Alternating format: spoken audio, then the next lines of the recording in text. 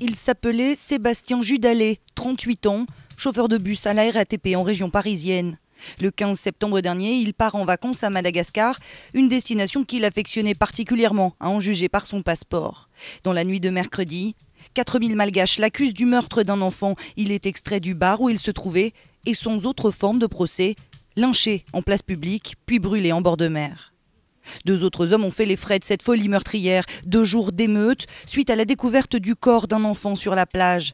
La population croit à un trafic d'organes, bien que la police n'ait pu déterminer les causes de la mort.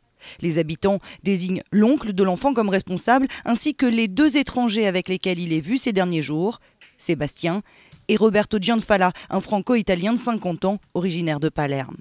S'ensuit une chasse aux sorcières. Les Vasas, les étrangers en langue malgache, sont pris pour cible.